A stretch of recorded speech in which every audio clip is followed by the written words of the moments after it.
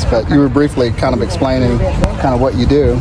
So we come out every Sunday, Fort Worth FiveLoaves and Twofish-Outreach. We partner every Sunday with a different car club, motorcycle club, or social club.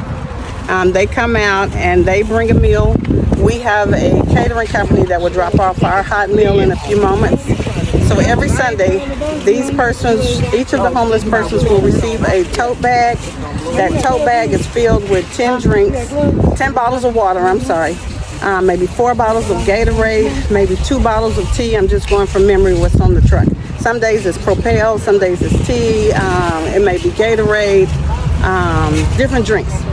Once they get their hydration kit, their snack bag, which we call a survival kit. That survival kit is not your typical snack bag. It's gonna have maybe Roman noodles, peanut butter, tuna, a can of bean dip, chips, crackers, mayonnaise. Some days it's cans of soup. We might have cans of soup on the table. Cookies, all kinds of snacks. Typically that snack bag or that survival kit is going to help them to maybe get through tomorrow, get through later on tonight. So right now they'll get a hot meal. Once the hot meal is going to be the last thing that they receive. They have hygiene inside of their kits as well. Once a month we do t-shirts, socks, and razors.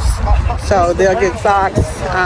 Everybody gets a pair of socks. Everybody gets a razor. So these community staples are needed, right? These community staples are needed. All right.